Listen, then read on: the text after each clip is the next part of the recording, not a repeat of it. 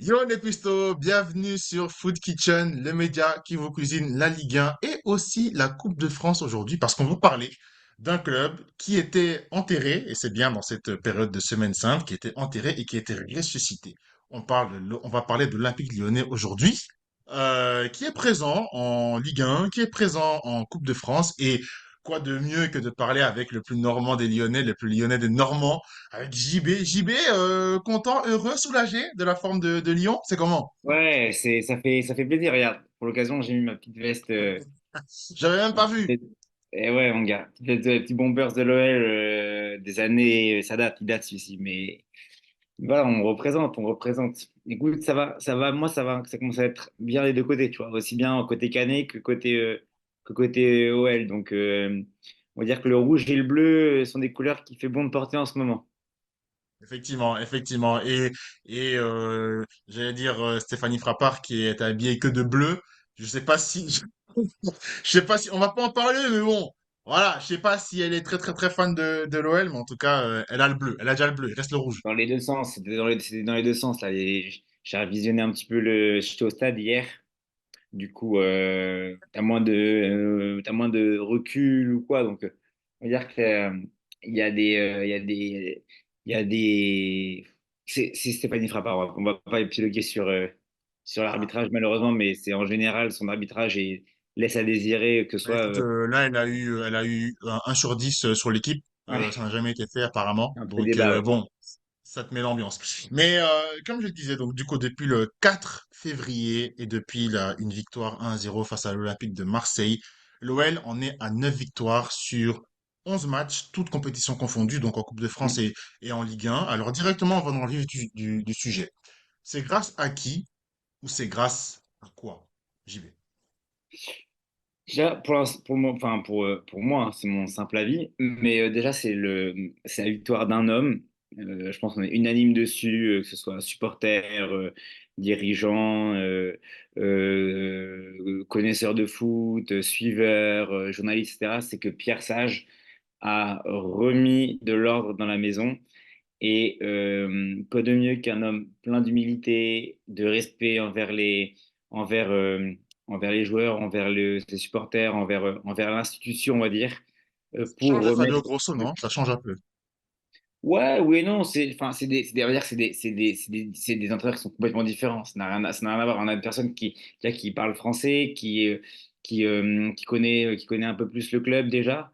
Donc enfin, au moins du côté interne. Donc c'est que du positif. Et puis Pierre Sage, c'est une personne qui stable et qui apporte de la stabilité aux joueurs et on va dire de la sérénité. Ce qui est important dans un groupe, surtout dans un groupe qui a été pas mal changé à la trêve. Donc, tu vois, j'étais au stade hier et à la fin, c'est rare, c'est la première fois que j'entends ça à l'OL où les capots des virages ont demandé au stade de chanter le nom de Pierre Sage. Tu vois. Donc, le stade a scandé son nom de manière unanime. Donc, ça montre combien le personnage a mis de l'ordre dans la maison OL.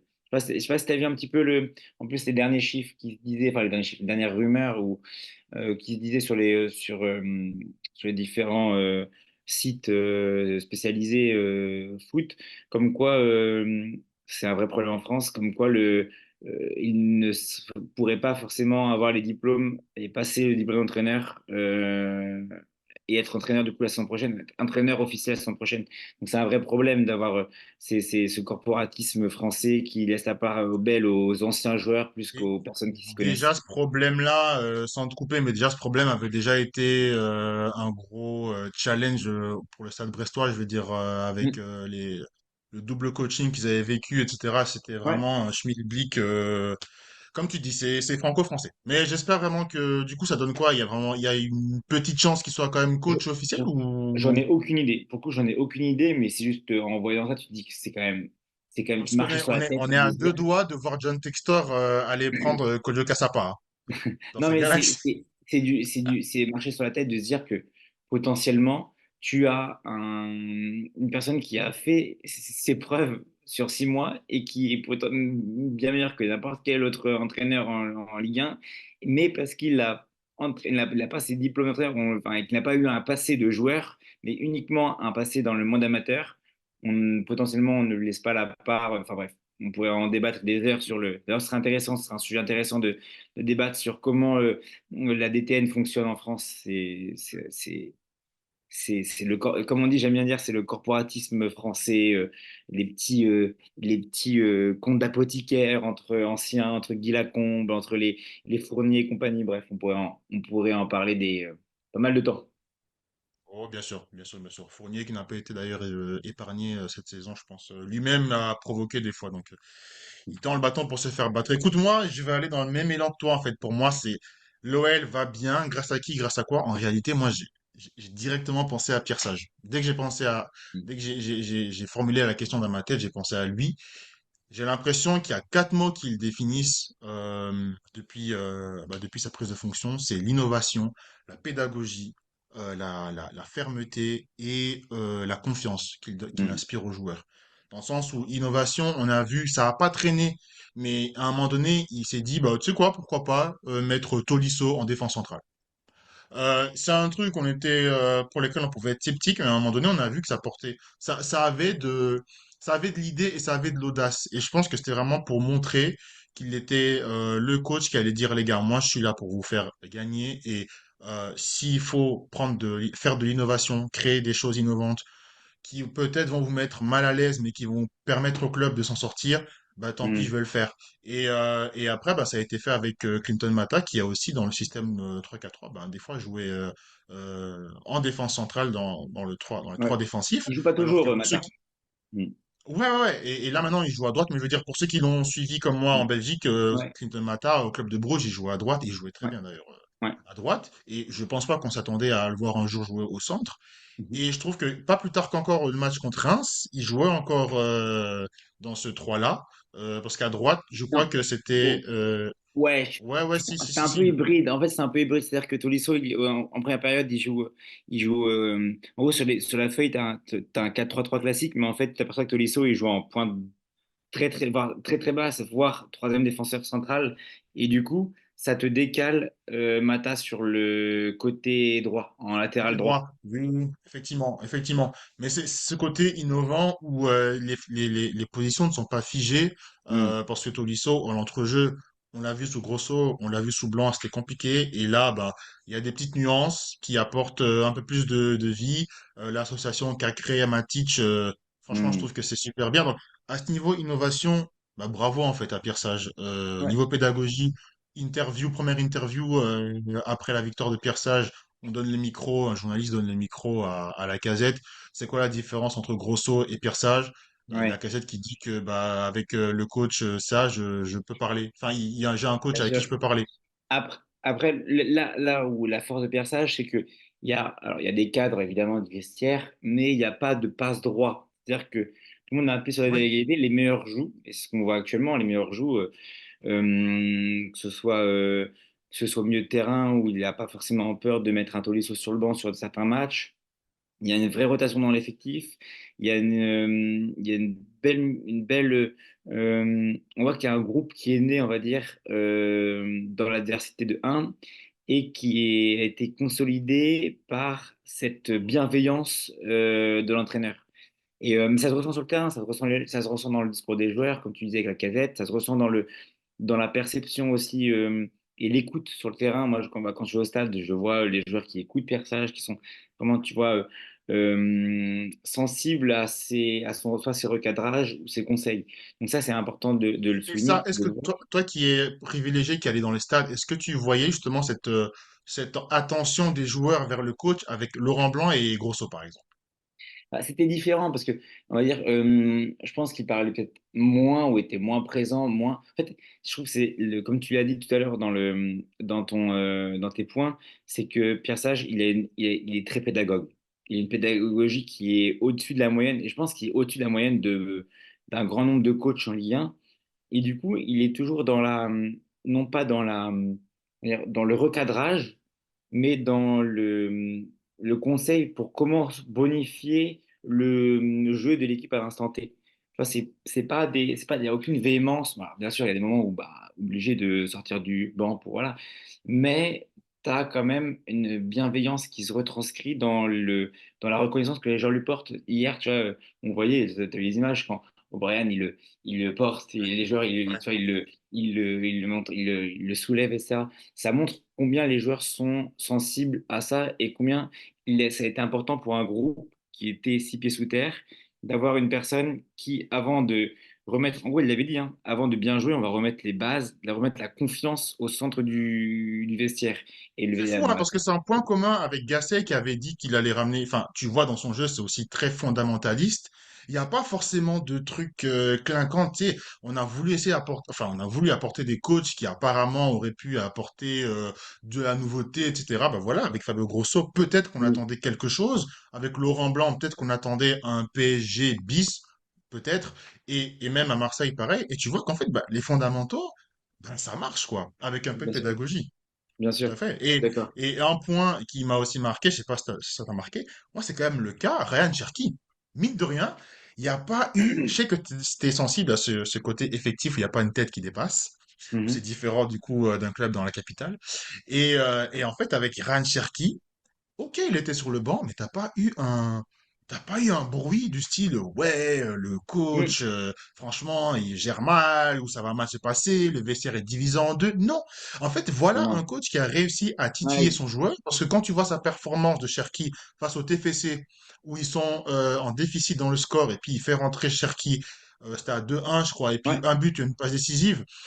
C'est qui? C'était O'Brien qui avait marqué sur la tête, je sais plus, Comment le c'est? corner de Cherki. Non, je sais plus. Je sais plus. J'ai un Ouais. peu, je Bah, sais en tout plus. cas, c'était un corner Mais de Cherki. Et donc, tu dis, et maintenant, à partir de là, je crois qu'il joue Cherki. Donc, il a réussi à titiller en douceur, sans que les médias s'en mêlent, sans que le vestiaire se déchire. Et ça, je trouve que c'est aussi la marque d'un grand coach. Il n'y a rien à faire. d'accord. Non, mais bah, typiquement, Ryan, je le trouve il est bien plus concerné. Tu vois, quand il rentre, c'est toujours enfin, c'est toujours positif. C'est dans le sens du jeu. Là où avant, il a tendance peut-être plus à garder la balle, plus à être individualiste. Là, pour le coup, il est hyper porté vers le collectif et l'équipe. Que ce soit hier, tu vois, quand il rentre, il fait la différence, il fait une passe décisive, mais aussi parce que je pense qu'il y a eu un groupe qui a été, il y a eu on va dire, alors, on parle de Pierre Sage, mais il faut aussi souligner, je trouve que Textor en ce moment, il est dans le bon temps, dans le bon ton, dans Mais attends, tous les domaines. C'est-à-dire que ce soit dans le recrutement de sa direction sportive, avec Frio, qui bosse vraiment bien sur le côté, quel joueur prendre, quel joueur avoir au sein du vestiaire aussi. Et c'est ça que les recrues qui sont c'est vrai arrivés qu'on à la peut trêve. parler des recrues de la direction Ouais, sportive qui a fait un bon taf ouais. en hiver, franchement. Faut dire. Franchement, ça laisse des perspectives vraiment réjouissantes pour l'OL pour la saison L'année prochaine. prochaine, bien Voilà, sûr. quand tu vois des joueurs qui apportent une plus-value, on a beaucoup de panic buy en hiver, on en avait parlé euh, Exactement. dans les mercatos. Et là, pour le coup, les transferts qui ont eu lieu ont bonifié l'équipe. Et tu regardes dans le 11 de départ, c'est Matic titulaire, Benrahma titulaire, Mangala titulaire et Fofana qui rentre plutôt bien dans la rotation. Donc automatiquement, Ah, tu vois qu'il y a les recrues font leur travail et surtout bonifient le 11 de Pierre Sage et l'effectif. le coach n'hésite pas à les mettre eux plutôt que les titulaires qui étaient là. Ouais, Je pense ouais. encore à Cherki, tu vois, tous les éléments offensifs que Cherki a vu passer devant lui dans la hiérarchie. Ben voilà, le coach n'a pas peur, quoi. Si ça marche, ça continue. Il va faire jouer les Du coup, hors-bancs, ça il le en challenge. a. Ça le challenge d'être. Bien Après, sûr. Ryan, il est jeune dans un Noël, tu vois, qui fonctionne bien. Je trouve que c'est normal qu'il puisse apprendre en étant sur le banc, et puis en rentrant, puis en étant titulaire sur certains matchs. Et du coup, être remplacé, tu vois, c'est typiquement à son poste, t'as un Benrahma qui est. Moi, je trouve que c'est un super joueur. Franchement, Moi, j'aime bien. Moi, j'aime je beaucoup trouve, Benrahma. enfin, collectivement, il bonifie l'équipe et surtout, il fait des efforts défensifs qui sont enfin, qui sont monstrueux. Et du coup, en fait, ça amène tout le monde vers l'avant dans le fait que tout le monde attaque, tout le monde défend. Donc avant, où il y avait peut-être une mésentente dans qui fait quoi, là c'est un bloc, équipe, un collectif comme on disait, qui travaille ensemble en fait. Donc, et c'est vraiment là où Pierre Sage a mis sa pierre à l'édifice. Sans mauvais jeu de mots. Pierre Sage, Pierre à l'édifice. Magnifique. Super mot de la fin. Juste pour finir, je rappelle le calendrier de l'OL. Nantes, Brest, PSG, Monaco, le LOSC, Clermont, Strasbourg, plus la finale de Coupe de France. On ne sait pas encore contre qui à l'heure on enregistre cet épisode, même si ça sent bon la Tour Eiffel. Bref.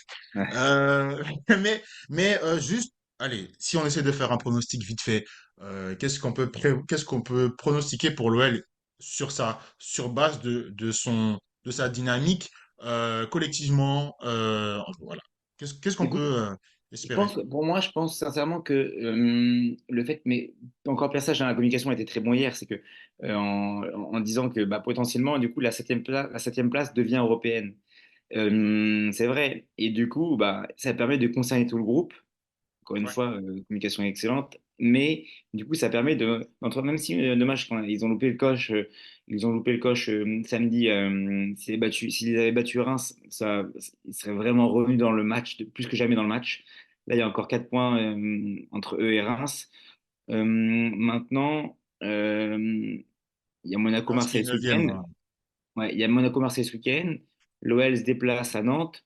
Il y a encore, s'il y a encore un coche à avoir pour accrocher le bon wagon, pour avoir une fin de saison qui peut potentiellement laisser présager quelque chose de positif, même s'il y a énormément de monde entre eux et la sixième, et la septième place, sixième, septième place, ça va être compliqué. Mais au moins, ça permet de concerner un groupe et de garder ce groupe concerné jusqu'à la finale, potentiellement face au Stade Rennais.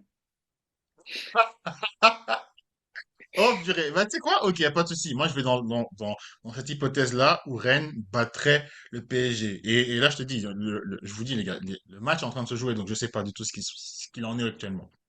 Mais si Rennes va en finale, moi je vois bien l'OL gagner. Je me mouille. Je vois bien l'OL gagner la Coupe de France, ce serait mérité. Même si les mauvaises langues pourraient dire ben, le parcours était pas ouf ouf, ben, il fallait Mm. quand même sortir le LOSC en huitième.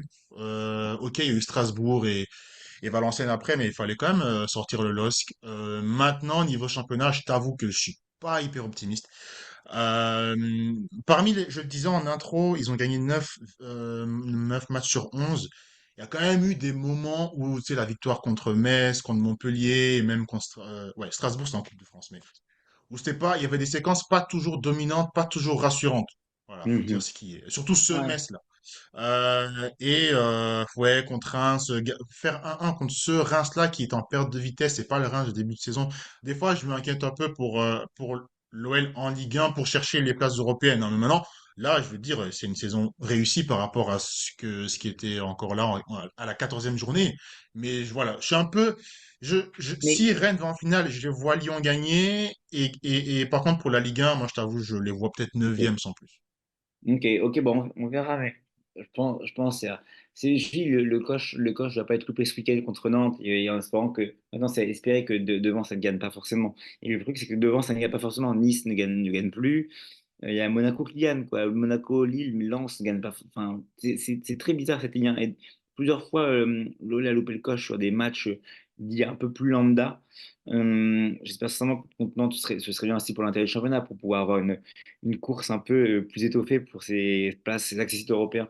Mais je me faisais la réflexion, si on faisait un top 3 du kiff des supporters dans la saison, il y a un flop 3 des supporters dans la saison, ce serait intéressant de voir que l'OL, je pense, était dans le flop 3 côté supporter, l'enfer qu'un supporter peut vivre une saison.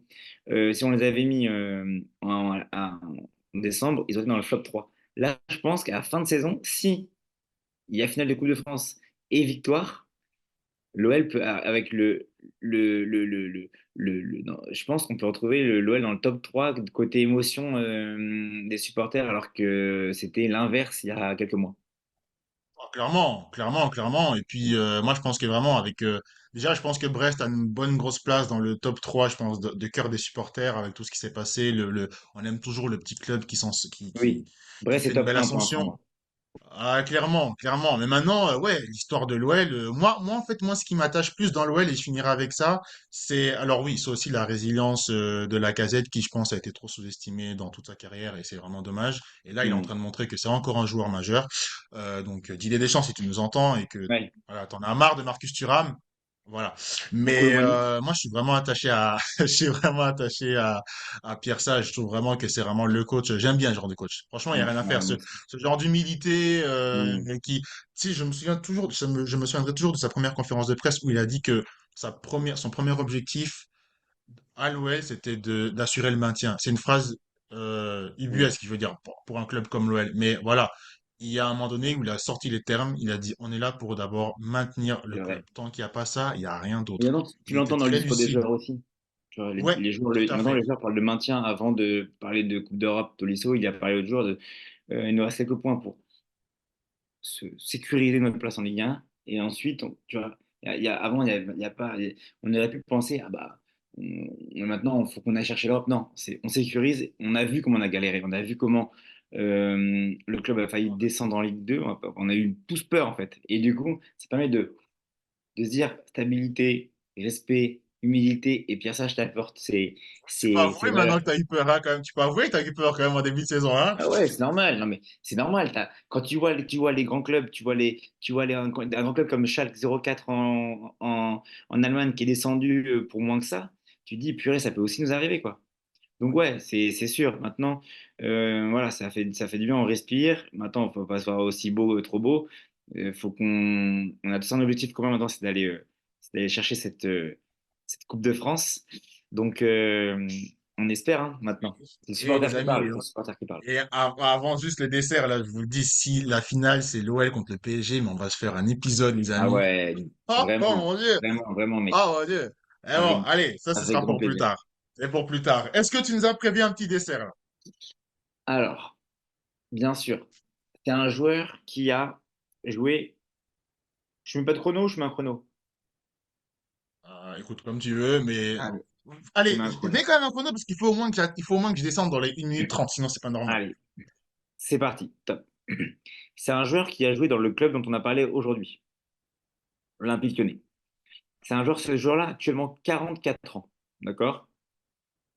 Donc, joueur retraité, qui a été international français, que ce soit en France, moins de 17 ans, moins de 18 ans, France Espoir, avec 24 sélections notamment en France Espoir, France A prime, France, équipe de France de 2003 à 2012, où il a 20 sélections et un seul but.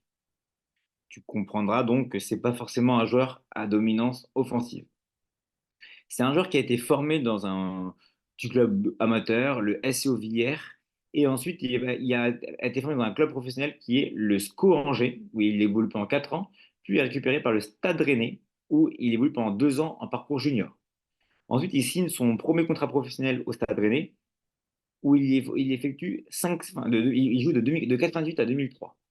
Là-bas, il fait 165 matchs, 2 buts. En 2003, à la fin pas à la fin de son contrat, mais euh, en 2003, il signe un prêt au FC Valence en Espagne, où il fait 24 matchs, un but, et où il est repéré du coup par l'Olympique Lyonnais, qui lui propose un contrat et où il signe jusque de 2003, où il joue à l'OL de 2003 jusqu'à 2013.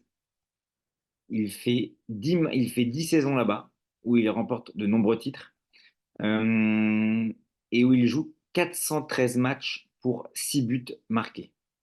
Ok? Anthony Réveillère, non? Oh, beau ça! Boah. Oh! Oh, oh, Ah mec, oh! bravo, hein. Bravo. 1,42. Oh là là là là là, ça fait du bien d'entendre 1 minute, purée, c'est ça Ah ma ouais, force, les amis. bravo, bravo. Franchement, Et on se rapproche des JO, là, c'est les minima. t'étais bon, t'étais bon. T'étais pressé. Anthony Réveillère, très très très bon latéral droit. Combien de titres? 3, 4, je sais plus. Avec l'OL, Ouais, il n'a pas fait les 7, hein. non, non, non, non, Si? il gagne la Coupe de France 5 fois. 2004, 2005, 2006, 2007 et 2008. J'allais dire qu'il avait gagné aussi euh, la Coupe d'Italie en 2014 avec le Napoli. Oui. Et ouais, il a joué Napoli. Et c'est là où il se fait c'est là où il se fait les croisés. Ouais. Mhm, Et il mhm, finit sa mhm. carrière à Sunderland. Il fait 17 matchs à Sunderland, en Angleterre. Ouais. Non, non, très bon latéral droit, Ouais, bon. sobre. Je trouve que il y avait, allez, lui et Christophe Jallet, qui était un ancien Parisien, du coup, pour ceux qui ne le savent pas. Ouais, Bah, Christophe Jallet aussi, très sobre et tout, mais c'est ça.